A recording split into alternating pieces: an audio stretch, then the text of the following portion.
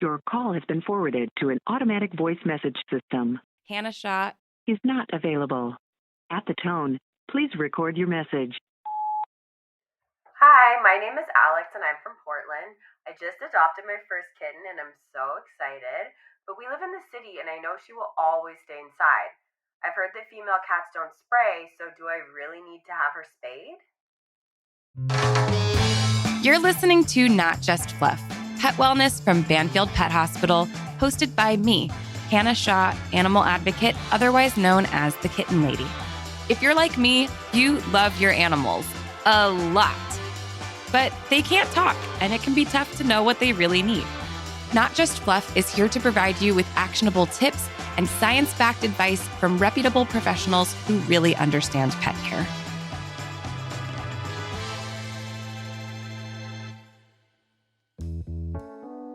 Ask anyone who works in animal welfare about the most important thing we can do to help animals, and you're likely to hear this response: spay and neuter. Spaying and neutering is important for the health of our cats and dogs, but it also makes a huge difference for all cats and dogs. As a rescuer of neonatal kittens and puppies myself, I obviously love baby animals, but we definitely don't need more of them entering our shelter system. So as spring is arriving, I think it's the perfect time for us to be having a conversation about spaying and neutering. I'm very excited to take a deep dive into this topic with Dr. Maria Ramirez Gorton. Dr. Maria is a veterinarian and area chief of staff at Banfield Pet Hospital in Virginia. In addition to her professional role at Banfield, she volunteers regularly with Banfield Foundation, Banfield's charitable arm that provides grants and resources for community partners and nonprofits in the U.S. In fact, she just returned from volunteering in Puerto Rico, where the foundation provided a grant to help spay and neuter 1,300 pets in just 3 days.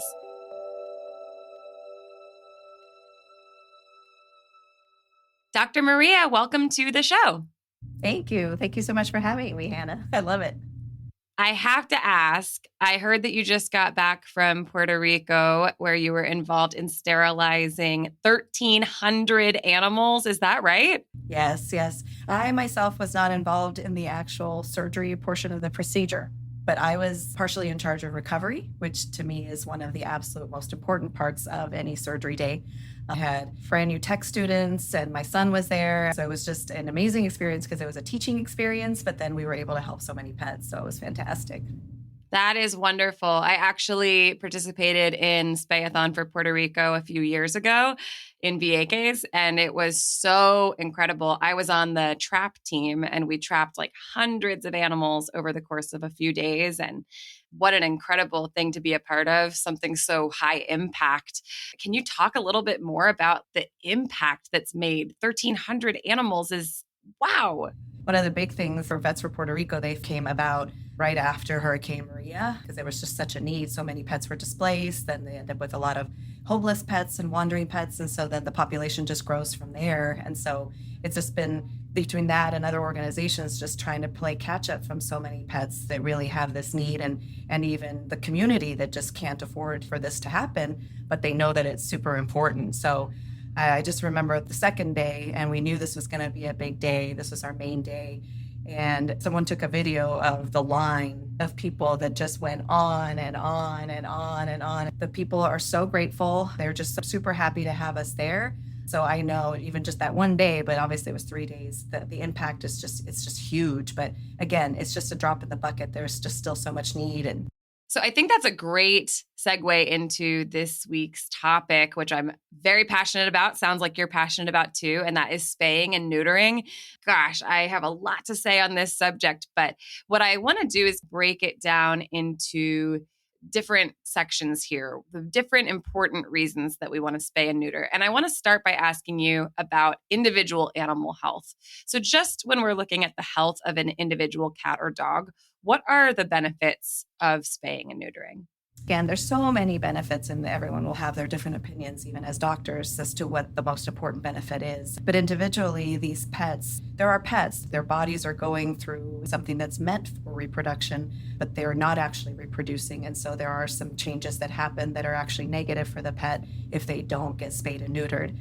For the female, one of the most important things is just the incidence of mammary tumors. The sooner that we spay a female, we reduce the incidence of mammary tumors by spaying her before her first heat cycle. And then again, some of the other things for females is the chance that they will get what's called pyometra. Pyometra is an infection of the uterus that happens shortly after having had a heat cycle. And it happens because the body is getting ready for babies. It's getting ready for implantation. And then when that doesn't happen, hormones, bacteria, it just all snowballs and they end up with a terrible infection that's life-threatening.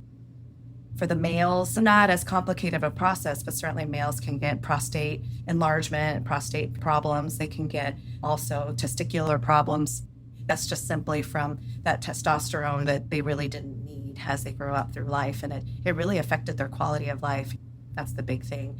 My thought is always then, well, sure, we can spay and neuter them later as these issues come up. But now you're spaying and neutering, a more mature pet that maybe has higher chance of complications or problems versus spaying and then neutering them when they're young and can recover so quickly.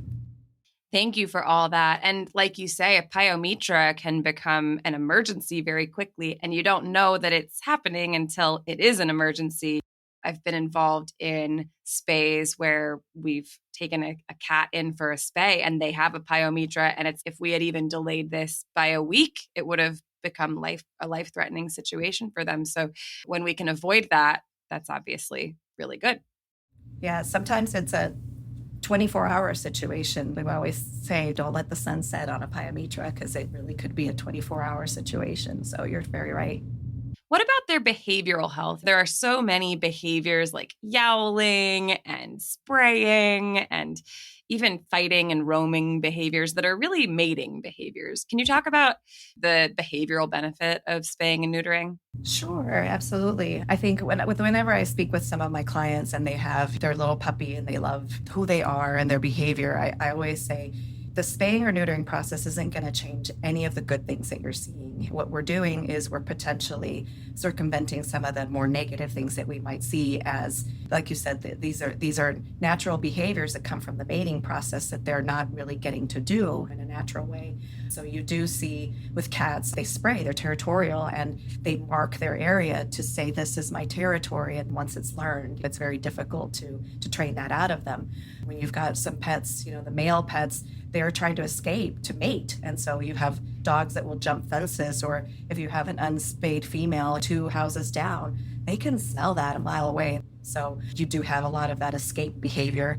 There is some negative behavior. I'm not going to say that all unspayed and unneutered pets are going to have bad behaviors or have behavioral problems, but there is some behavioral issues that come with some of that excess testosterone that they really don't need. Isn't beneficial. Even the female behavior, certainly every time they come into heat, we'll see sometimes a little bit of guarding behavior. Maybe they're not as pleasant, they're not as sweet. There certainly are some of those behavioral issues that it's important to spay and neuter them for those reasons too. Yeah, thank you. And whenever I hear somebody saying they have an unspayed or unneutered cat in their home, I just think, oh no, what must that be like in your home? It's just horrifying. And there's just such a benefit even to the family, to the people in the home, and just for the peace of the home to have those mating behaviors curbed. You're right. And the unspayed female, like you were mentioning, the howling and yowling, the female cats are spontaneous ovulators. So it's not on a time basis. They ovulate in the presence, nearness of a male. And so they might ovulate every month and they are obnoxious. They howl, and I can't imagine putting up with that. I just can't. Well, spaying and neutering is obviously important for our individual animals' health and their physical health, their behavioral health, but it's also important for the well-being of all animals. I'm an animal rescuer. I also run a foundation that works with animal shelters throughout America, and obviously there are millions of cats and dogs still entering our shelters. Can you talk a little bit about the effect that spaying and neutering has on animals in shelters and just the benefit that it has on the community at large? It's so huge. The shelters everywhere are overrun. There's just not enough space for the pets, animals that are out there. I've experienced that firsthand, and it was starting a little bit before COVID, but COVID definitely impacted that.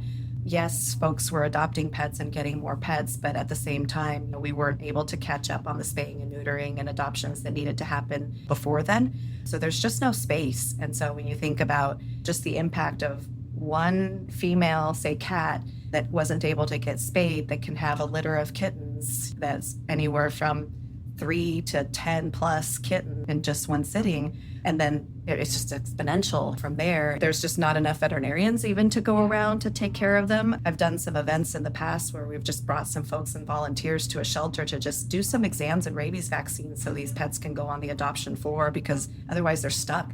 They can't even get adopted. So seeing how overrun they are that way, it's even more important and crucial now.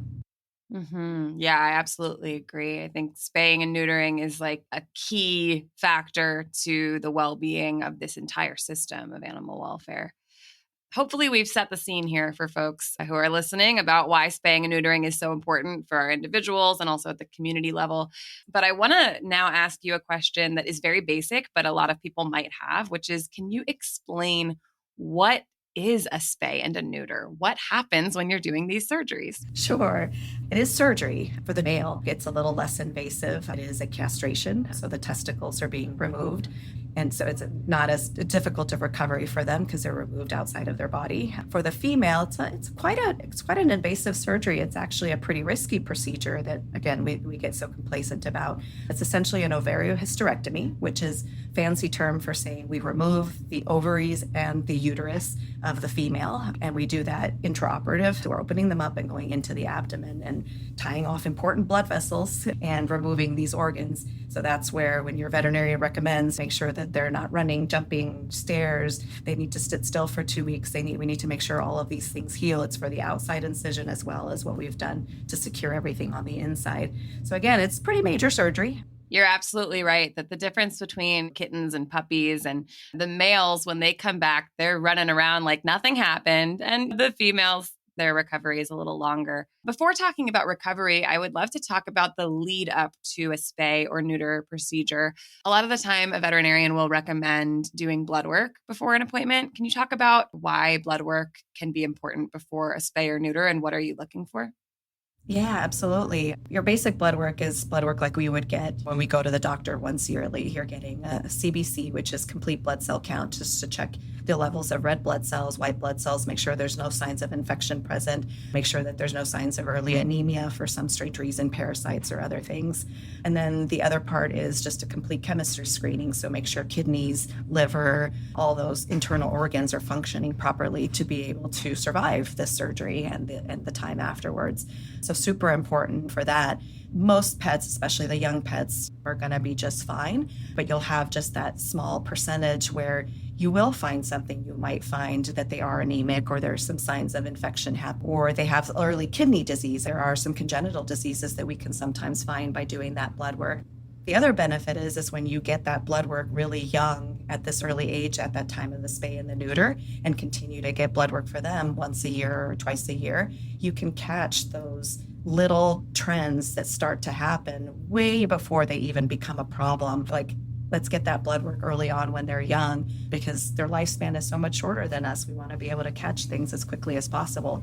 But for genetic testing, like for example, just knowing that there are some dogs that are born with congenital blood disorders and they might bleed out during surgery. So I've been very fortunate where I work that we do have genetic testing for puppies, and we have seen some of those, and we do some extra testing to make sure that they're going to survive that major surgery. So super important. Let's talk about recovery. Can you share about the recovery process for a spay or neuter? What should people know? Should they be asking for pain meds to take home? And how long is it until they're considered fully recovered?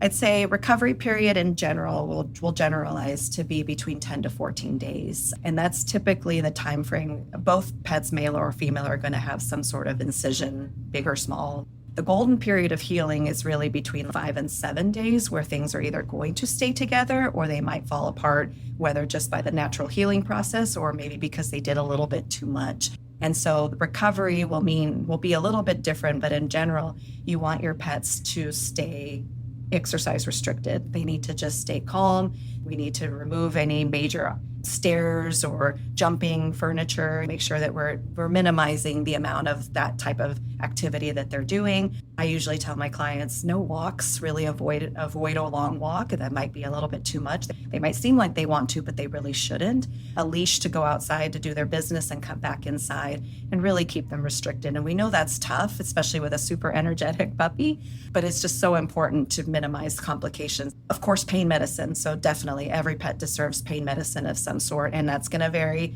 from one dog to the next, whether it's just a few days to a week to maybe even up to 2 weeks worth of medicine if we're trying to reduce inflammation.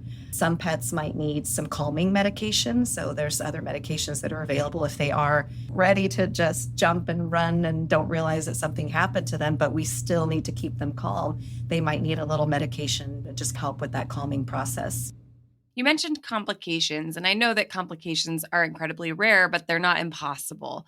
What are some possible complications people should be looking out for after they've brought home their animal from surgery? I'd say the main one is just that the incision site does not hold together. And sometimes what happens if a pet does a little bit too much activity, moves too much, they're not really following instructions, what happens, there's what we call a dead space. There's 3 layers of skin that we close the body wall with. So we close the abdominal wall, we close the subcutaneous fat tissue, and then we close the skin. All that typically is closed in 2 or 3 layers. And what happens with too much movement is a little bit of excess fluid buildup will happen between the abdomen and the skin. And that fluid, one, can introduce bacteria. So bacteria can set in. And then what happens with bacteria or too much fluid present, if this infection is present, everything just starts to fall apart. And that can happen at any of the 3 layers, including the abdominal wall layer. So obviously, down to the abdominal wall layer, that's the absolute most emergency, dangerous situation because, yes, internal organs, there's right there. So that's one of the most dangerous ones. Some of the others is just more swelling, just extra discomfort. The males, obviously, when we've taken the testicle, depending on the size of the testicle, you will have just an excess dead space. And so, again, there's potential for fluid buildup. We expect that there's going to be some level of swelling. But again, if they do too much, that swelling can actually become very extreme and very, very painful to the point where that might need some emergency intervention as well. Yeah. Well, great for everybody to know that after you do your spay or neuter procedure, you're going to be given discharge instructions, and you really do want to follow those. You explained beautifully what can happen here and why we do want to reduce that activity. There are a lot of misconceptions about spaying and neutering, a lot of myths out there. Can you talk about some of the myths that you hear and what your response would be to them? I think the biggest discussion is about the timing of when to spay or neuter is if you spay them too young, this and this and this will happen, or we stop their growth. Or I think, again, it's more about a discussion with the veterinarian, a discussion about the breed, large dog versus small dog. I think there's a myth it might change their behavior for the negative, that my sweet puppy is just not going to be that same dog because we're removing hormones, or it might change their behavior. But I think that's definitely a myth. The main thing is just more about timing. I hear so many interesting misconceptions about spaying and neutering. One that is like an old wives' tale I hear is that you have to let cats and dogs have 1 litter. You have to let them have that 1 litter, and then after that, you can sterilize. What would you say to somebody who tells you that? That's truly is a myth. Again, when we talk about just the incidence of mammary tumors in females and reducing that, if you let them have one heat cycle or 1 litter, even that usually will mean 2 to 3 heat cycles at that point, now you've almost done nothing to reduce the incidence of mammary tumors. That's how quickly that just goes away. What would you say to somebody who says, I don't want to neuter my dog because I don't want to take away their manhood? That's probably one of the toughest ones that we get. Again, I just go into the health benefits. I do say this is different. The pets are different. They're not losing their manhood. We're preventing them from having problems. And I speak to the prostate. I speak to the things that I know that are going to ring to them, that we don't want them to have prostate problems. And a lot of times they need some time to think about it. I just listen, and then I just continue to educate and have an open conversation every time they come in. I love that. Yeah, I think that it's very important to meet people where they are. I like to have those conversations. You know, the other real concern that a lot of people have is about cost. Can you talk a bit about that and some of the low-cost options that are available now? Sure. I mean, the low cost options are super important in the trap and release spayathon type events. There's still quality care that's being provided there. So yes, we might not be doing some blood work for these patients and we're taking a chance, but especially being present at these events and knowing that the amount of care that these doctors place, every patient is just as important, no different than if they were in just a super high quality gold standard hospital. The important thing is making sure that these pets are getting that care that they need. So if that's something that's the only option for a client, then I still would recommend that because I think it's still so ultimately important that this pet gets a spay and a neuter for its general health throughout its life. And it's changed so much over the last 15 years that I've been involved in animal welfare, just seeing how much of an emphasis there's been on training veterinarians for high quality, high volume spay neuter. There are some really great options out there, and that has enabled us to do that at the shelter level, which is really important. I wanted to return to the conversation about age because in an animal shelter setting, it didn't used to be that we would spay and neuter before adoption back in the day. Now the standard is you go to a shelter and you're adopting an animal who has been spayed and neutered. So can you talk a little bit about age? At a shelter, we're looking at 8 weeks, 2 pounds for kittens. Sometimes it's different in private practice. What would you say to people who are trying to decide at what age should they be sterilizing their cat or dog?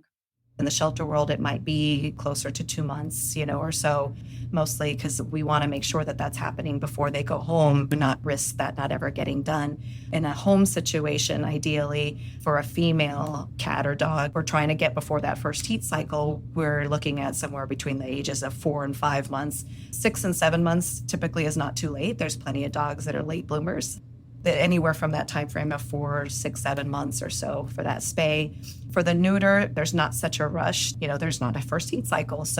But some of it is more the behavioral aspects. It was interesting. I was having a discussion with one of my coworkers, and she thought, I'm going to wait a little bit and let him grow. I'm like, all right, we'll just be on the lookout for any behavioral issues. And if we need to get him in, we'll get him in. And sure enough, yep, we had to get him in. I just started seeing some behaviors. So in general, if we want to avoid some of the things that we've talked about, I would say about 6 months for both male and female. It might be earlier or later for either, but there certainly is that aspect. And there is some research to show that with certain large breed pets, certain population of pets, we might want them to grow a little bit. And maybe we do need to let them go through a heat cycle or so. There are some females that the vulva itself is very inverted. There's lots of skin folds and it's hidden up. And we've seen that if we spay them or at an early age, sometimes those pets have some problems with skin disease and other issues that if they had a first heat cycle, what happens during a heat cycle is the vulva does enlarge and comes out from the body a little bit. And so then that minimizes the potential that some of those issues would happen. We all hear all the things, we all see all the research, we take all of that in and make the best decision and recommendation for the pet and the patient that's in front of us. It's so interesting because you're absolutely right. There's not like one absolute answer. Of course, as an animal rescuer, I fall firmly on the side of pediatric spay and neuter. I'm a big fan of it. It enables us to save more lives. On the other end of the spectrum, is it ever too late to spay or neuter a cat or dog? For me, age is just a number, and that's whether they're getting a dental procedure, a spay or a neuter, something they really need for their health benefit. The only time it's too late is once they are at advanced age where now they have medical issues that would keep them from going under anesthesia. And there are some patients, whether it's renal disease, kidney disease, or whether it's liver disease, or whether it's a heart murmur, or cardiac disease, they do get to a point where anesthesia is just no longer safe. The risk way outweighs the benefit of spaying or neutering at that time.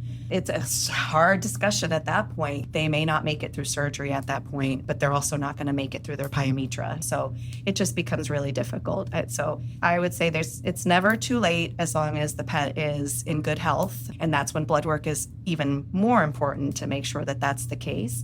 But at some point, it will become too late, unfortunately. We did have a caller, Alex, who wanted to know with her new kitten, is it still important to spay or neuter if they are going to be indoor only? Can you talk a bit about that? Yeah, absolutely. Still super important whether they're Male or female. The male, we talked about spraying. That spraying behavior, it's still a territory. The female, same thing. There's going to be cats outside. So even if this cat is completely confined inside, they're going to see other animals through the window. They're going to have access to see them. And there will be indoor-outdoor cats that will potentially wander. There might be a dog that might set them off. And so for the males, the spraying behavior will happen. For the females, they will go into heat. Like I mentioned, the minute that they see a male cat, and it doesn't have to be in the household. And so that puts them at risk of pyometra. Even though we're not, at that point, we're not talking about the risk of having kittens, but it's the matter of just the more behavioral aspects in the household.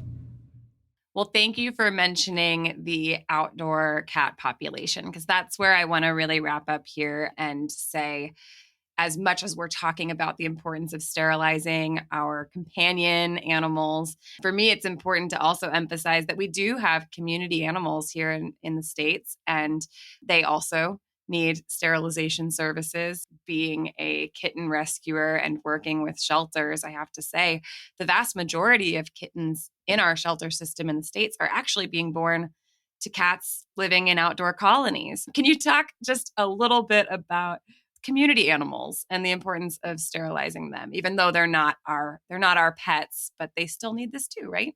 Yeah, absolutely. And I think some of the folks that take care of those colonies are just angels. They're dear to my heart because they take care of them. They respect these colonies, but they're the ones that are helping to trap. They know their colonies very well, and they bring those in because they know the importance of keeping that population down. One cat just has babies, and now we have another litter of 10 babies, which now that litter, the minute they come into heat at 4 or 5 months old, they can get pregnant and have babies. So when I do these trap and release events, we have a feral cat event that we do with a local SPCA, and we try to do that pretty frequently. So it really takes a whole community. Well, thank you so much for all of the good work that you do on this subject. I hope that you'll keep it up. It is so important. I always say, adopting and fostering, it saves those individuals' lives, but spaying and neutering, it changes the future. It is so essential. It makes it easier on those of us who are in animal welfare. And so you're absolutely a hero for the advocacy that you do on this subject. And thank you so much for being here. Thank you so much, Hannah. I really love being here. Banfield's here to provide you and your pet with smart, affordable, high-quality pet care, so you can worry less about the vet and wellness stuff and instead enjoy life with your BFF. That's why we created Optimum Wellness Plans. Our plans aren't insurance. They're year-long bundles of preventive care custom-built for the pet you love. Plans include unlimited in-office visits, 24/7 chat for general pet health advice, virtual vet visits, vaccines, dental cleanings, discounts, and more. Optimum Wellness Plans. Essential pet care made easy. Learn more by clicking the link in the show notes or visit us at banfield.com.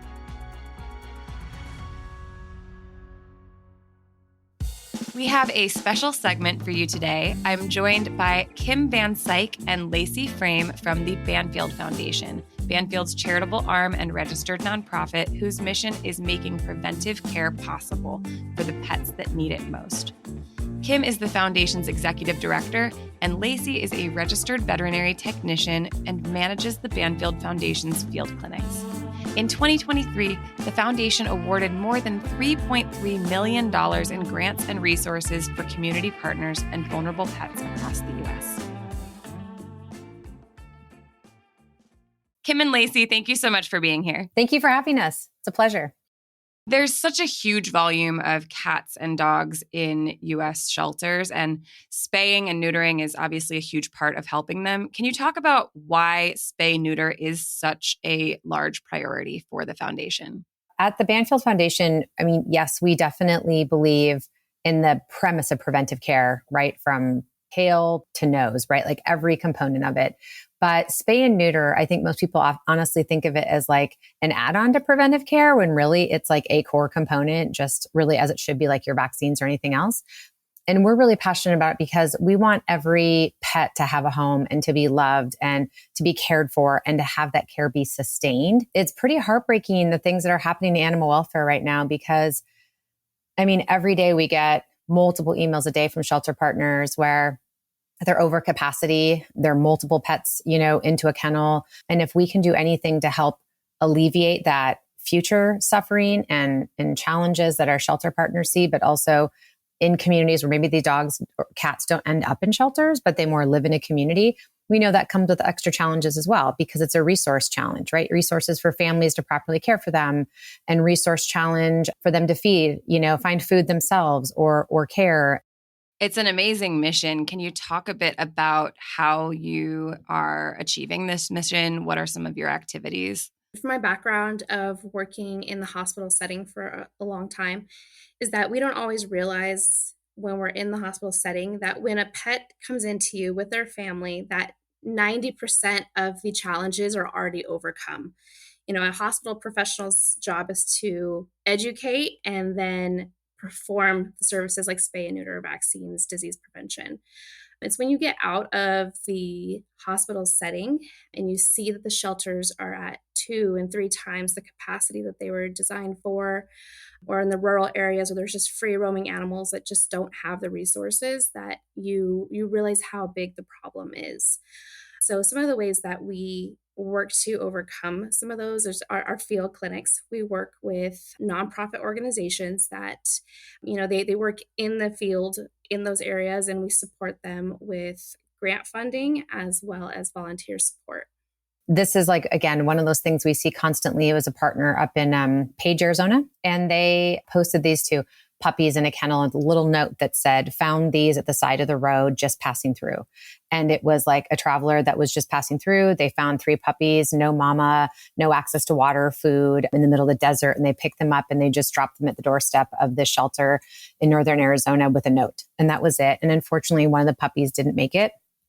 But when we talk about those field clinics for us, or the ones that actually Lacey leads, and they exist because of really great nonprofit partners, but also because we have volunteers from Banfield and from VCA and from Blue Pearl and Royal Canin that come along, vets and techs, that will volunteer alongside. And we take the resources to the communities that don't have them, right? So in a lot of communities, whether it's rural, some of them are like islands that, literally don't have a single vet on the island, or communities where it's a 2-hour drive, like a literal veterinary desert, to get to the nearest service provider. We bring teams, medical supplies, resources, and we will host clinics usually for 3 or 4 days at a time.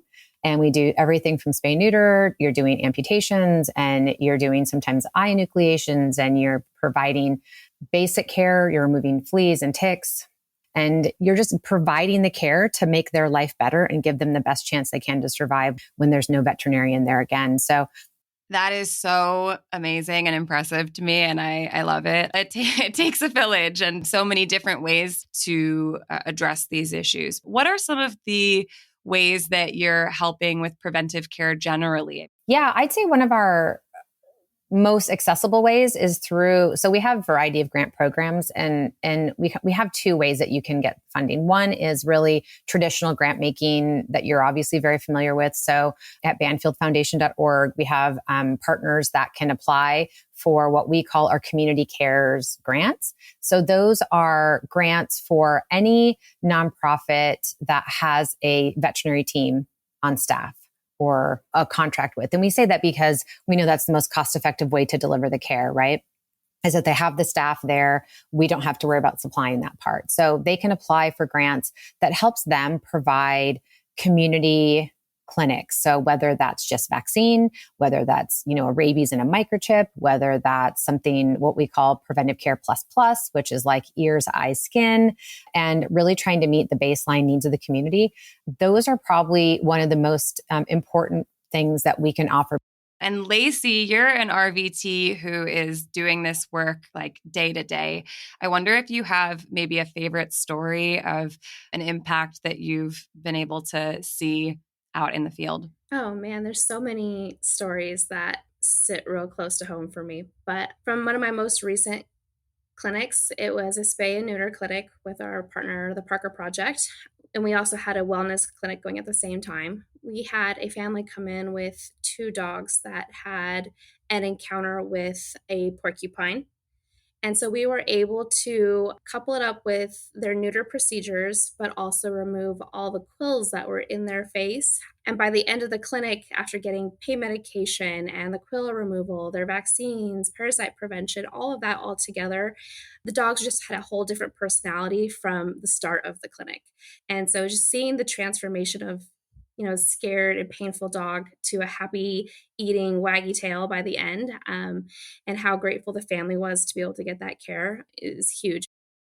Well, I love these stories and your passion comes through wholly. One of the things that I think is really magical about a foundation doing work as broadly as you guys are is that when people support you, they're able to make these happy stories possible all throughout the country. And like you say, even outside of the country. Can you just share how people can support the foundation? Yeah, absolutely. So you're right. Any nonprofit, we exist on the good, heart and graciousness and generosity of donors. So there's a couple of different ways. If someone's listening and they're a Banfield client, at checkout when they leave a Banfield hospital, they can choose to make a donation there. And that goes directly to support our programs and the work we do. Certainly, if someone wants to donate online, they can learn more about our programs and make a donation at banfieldfoundation.org. And then maybe one of the most valuable resources, if we can even say this, above dollars, is their time. So time, especially of vet techs and veterinarians, there is a shortage of veterinarians, right? We have a travel grant program called Care Knows No Boundaries. And that's like exactly where most of these stories have come out of. And if they volunteer their time, we cover all their travel costs and they get matched up with one of our nonprofit partners that we've also funded, and they can go out and help us make a better world for pets.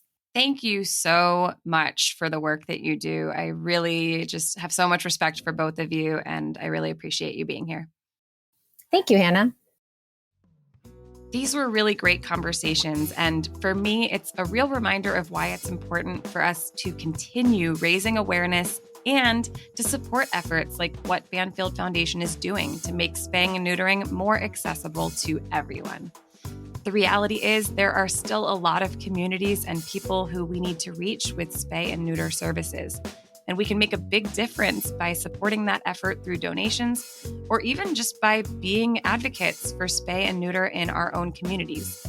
I hope that you've left this episode with some new information to help you educate the people in your life about spaying and neutering. And hey, if you know someone who's on the fence about it, maybe you can send them this episode to listen to so that they can do what's best for the animals in their lives too. Thank you for listening to Not Just Fluff, pet wellness from the pros at Banfield Pet Hospital. Make sure to get your paws on the like and subscribe buttons so you don't miss an episode.